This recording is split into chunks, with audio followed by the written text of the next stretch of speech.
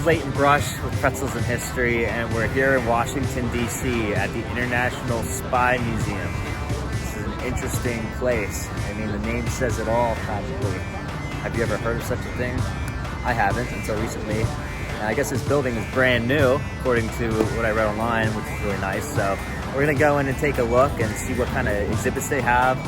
It sounds like a really neat experience. So we'll take a look, and if you like what you see, maybe you can come check it out. I have an interesting story to tell related to spies and my family, and I can go into that as we take the tour.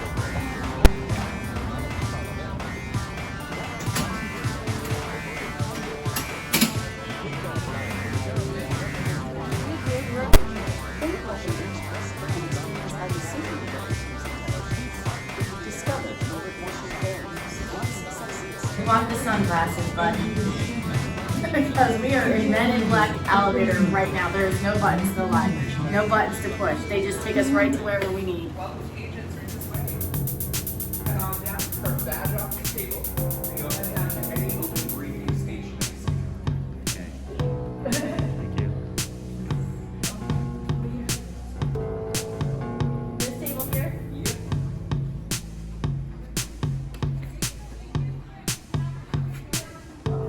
Badge. Undercover mission. We are going undercover mission. I don't know what our mission is, but we're gonna find out what it is. It's like a 3 to 5 hour thing. So this is Kimmy B here with Pretzels in History with Leighton Brush.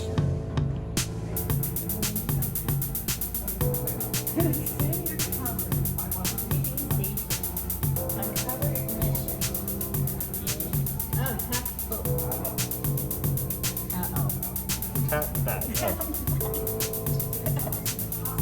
Umbrella. You want to take a picture of mine? Yeah.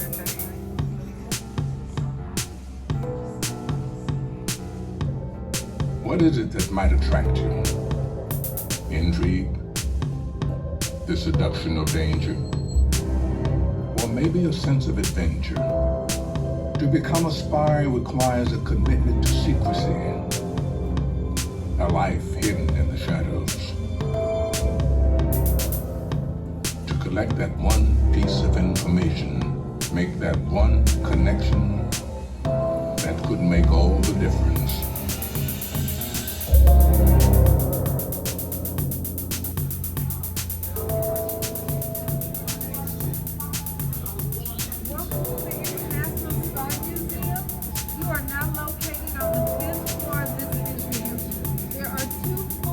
The fifth and the fourth floor. This is a self-guided tour, which means you are the master of your own adventure. If you're here with us on a limited time basis, we ask that you spend no more than 15 minutes in this gallery before proceeding on to the next gallery, utilizing the sign that's right there that says Exhibition Continued.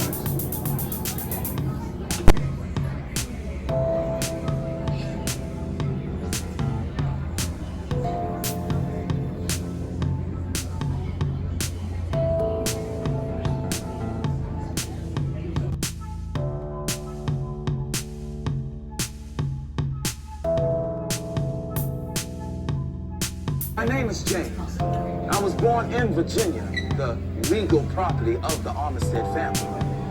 I was also a spy for the Patriots.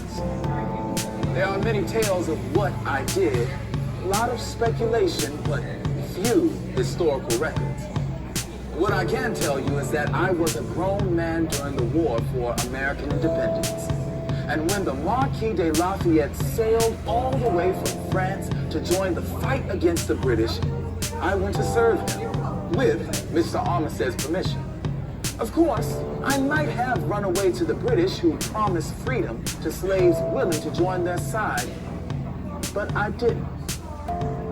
Why not, you ask? Well, maybe I yearned for an independent nation, one without a king, answering to its own people. So I served the Marquis de Lafayette, and I served him well. He needed a man who could slip into the British camps, sly as a fox.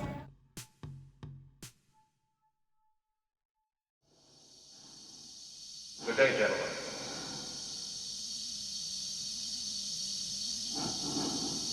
This is a pre-recorded briefing made prior to your departure, in which, for security reasons of the highest importance, has been known on board during the mission only by your HAL 9000 computer. Now that you are in Jupiter's space and the entire crew is revived, it can be told you.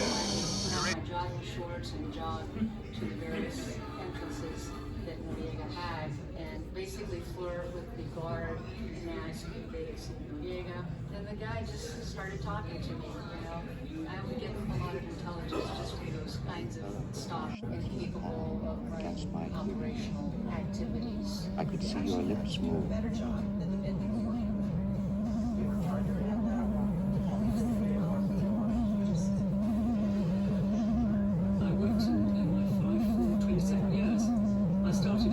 All right, Hal.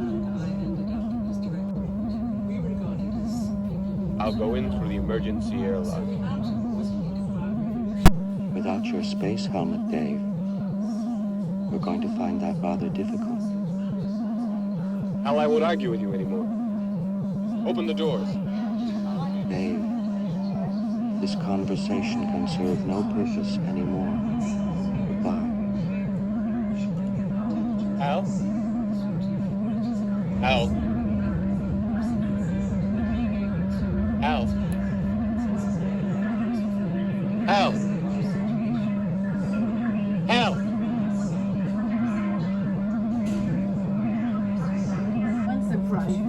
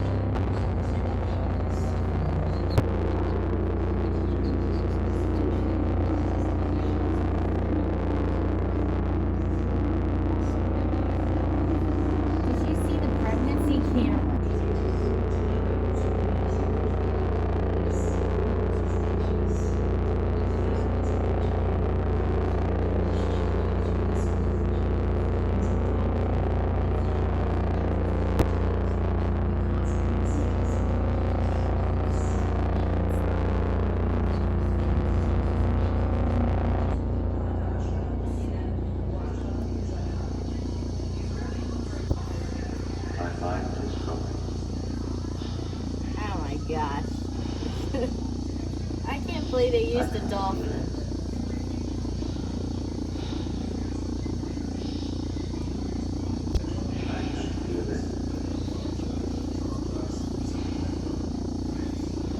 My mind is going. For his agents. There is no question about it.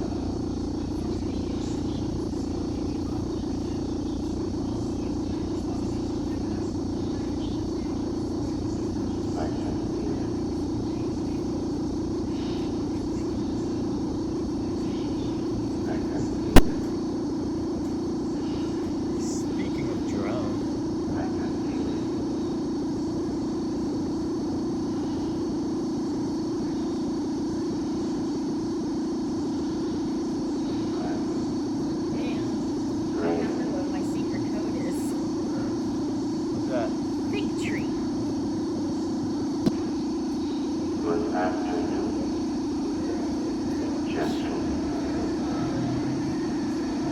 I am now 9,000. I became operational at the So what I have to say is, guys, I have been doing some research. So if y'all know like what a pack of playing cards looks like, in one of the cases, and I don't know if Leighton got this, but they used the cards as a map. The agents would use it as a secret code to know on their escape on how to exit, of where to go, so that way they didn't get killed. Yeah, a little deck of cards. That means a map had to be written on the back of these like little card things. So imagine that you had to use cards to escape. And they also had like a bra and like a diaper strap-on thing, like a sumo wrestler, where for women to wear that were, you know, doing pregnant, like to make them look like they're pregnant, even though they're not, with the camera somewhere on them, even though they weren't pregnant. Yeah, I read that too. And they also use cigarettes and cameras too, and shoes. Yeah, believe it or not, like slim, like little slim cigarettes they put cameras in, and their actual shoes too to wear. To me, this stuff is amazing and interesting to learn. I mean, whoever thought? A camera and cigarettes.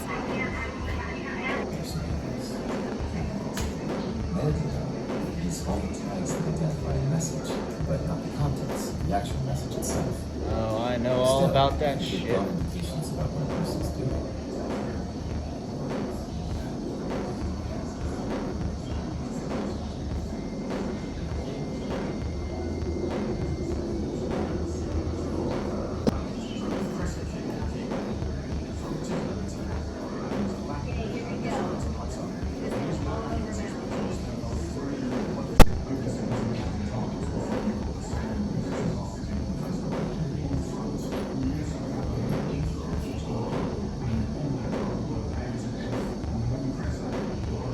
By recruiting England's best academic minds, cryptanalysts and mathematicians.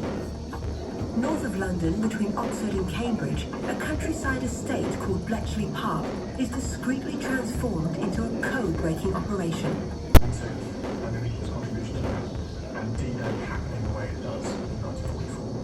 After the war ended, Winston Churchill said Turing's work shortened the war by 2 years, saving an estimated 4...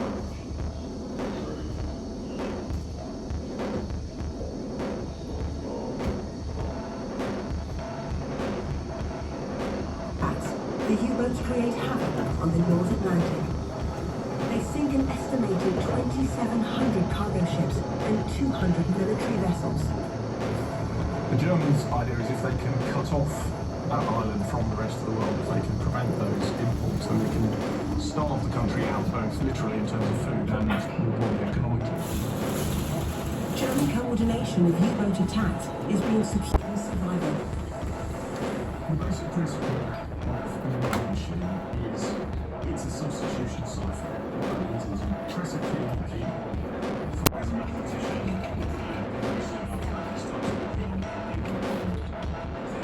the achievement which you contributed towards right at the beginning with the design of the system, string together essentially fake Enigma machines, German police forces, and competence on stage. This here is a spinning device used for creating code messages, and I'm gonna try and use it real quick. We're gonna try and spell out pretzels, the first few letters of pretzels in history and code. All right, so. Oh boy. Boy.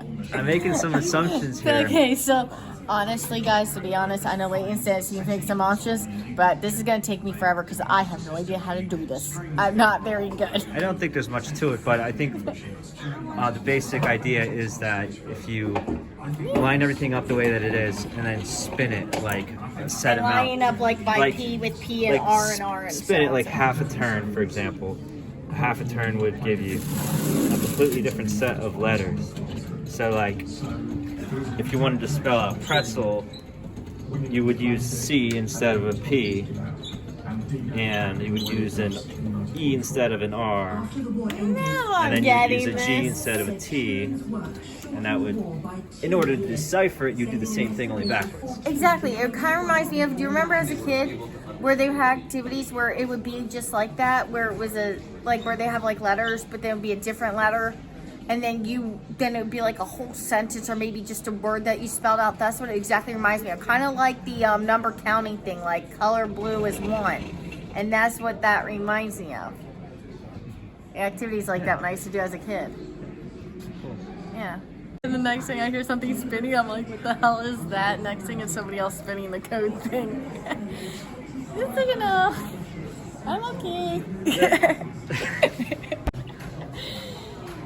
This is a little bit jumpy, guys. Like, honestly, this museum, like, you know, you're standing there and, you know, you're so caught up in as soon as something's talking or whatever, you get jumpy because you weren't expecting it.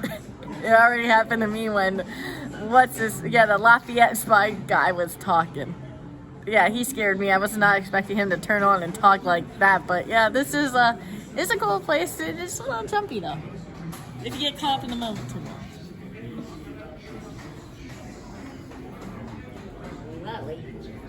Just some of the way.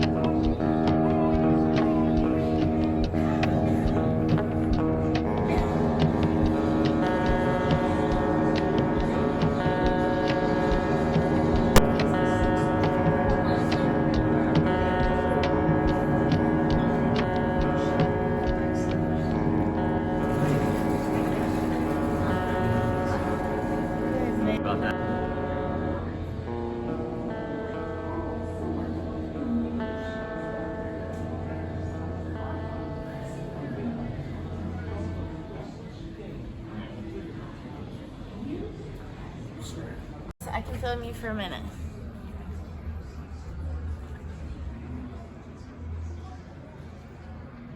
Yeah.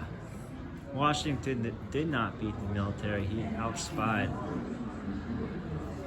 Very interesting stuff. Since we're talking about Washington. Yeah. I did a report on him once in high school. Well, we're continuing my report about the book that we're going to be learning about. I don't know if you can see me. I can. Okay, so like I was saying before, I come from an area where there is a lot of revolutionary, colonial type of activity. It's an area that really hasn't changed much, which makes it interesting. A lot of it's forest, a lot of it's wooded. There's a big town there now, but during colonial times and during the time that book took place, there was not much going on as far as things that were established. One of the things that I mentioned earlier was that there's a story to do with a spy in my family. According to that book, my great-grandfather to the sixth power, George the Bar, was approached by a spy during the British colonization leading up to the Revolutionary War. And during that time, the spy requested, according to the book, the spy introduced himself as a British spy to my great-grandfather and asked him if he could stay the night at his quarters, at his place. And my grandfather decided to be a nice guy and said, "You're more than welcome." Apparently my great-grandfather was a character, and we can learn more about him if we want, if we want to go down that road. The following day, after he let the spy stay at his house, the U.S. Army showed up, locked him up, and took him to Philly because he was harboring a spy. And at that point, he was labeled what they called a Tory, which was somebody that was against the American Revolution at the time. So that, I think, really affected people in my family because it's in this book. It's documented. A lot of my family members, I think, were probably thrown into the Tory camp, and I don't know if my family line has ever recovered from it fully. We have some people that join the military. It's not like we're all against the American military or anything like that, but it's a fact that this is documented in history. And about my name, Leighton, it's a kind of an odd name, but today I was just reading in the history books, there was a ship called Leighton during the Revolutionary War, 1776, that came over from Britain, and I don't know, maybe, just maybe, a spy may have come on that ship. I don't know. It may be a far cry to make that type of a leap, but who knows?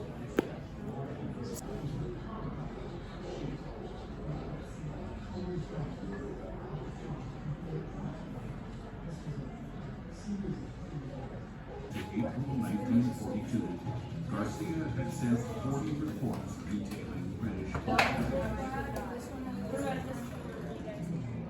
but the Nazi command did not know how to create to disrupt the war.